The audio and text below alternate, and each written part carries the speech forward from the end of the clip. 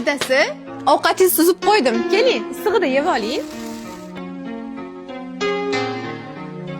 Ha, adasi, nega ovqatingizni ichmayapsiz?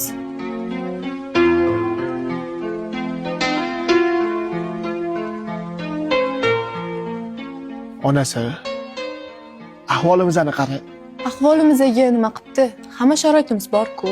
Kartoshka bilan sabzini o'zini quruq suvga qaynatib ichib o'tiribmiz-ku.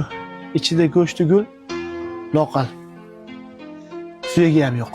Mana sovuq ham tushdi.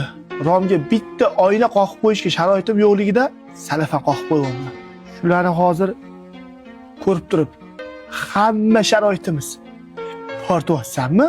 Aytayotgan gaplaringiz to'g'ri, lekin men sharoitimizda nolimayman. Bilsangiz, men dunyodagi eng baxtli ayolman. Shu sharoitda qanaqa qilib dunyodagi eng baxtli ayol bo'lasan? Qo'ysencha onasi, ko'nglim uchun gapirib qo'yayotganingni bilmaydi deb o'ylayapsanmi? Yo'q adasi, men ko'nglingiz uchun gapirmayapman. Baxt pul yoki boylikda emas.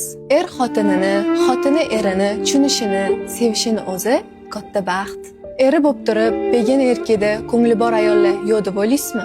Yoki xotini bo'lib turib, ko'nglida begona ayollar bor erkaklar yo'q deb o'ylaysizmi? Hozirgi ahvolimiz bu sinov. Shu sinovdan sabr bilan chiroyli o'tsak, bizani oldinda baxtli kunlarimiz kutyapti. Men sizga ishonaman adasi. Erkak kishi to'qchilik bilan, ayol kishi yo'qchilik bilan sinaladi deyshadi. Alloh menga boylik bermadi deb men ahmoq siqilib yuribman. Aslida bilsam, meni eng katta boyligim sen ekansan. Agar sen yonimda bo'lsang, har qanaqa sinovga tayyorman onasi, tayyorman. Shunaqa qilib, baxt sevgida degan siz nima deb o'ylaysiz?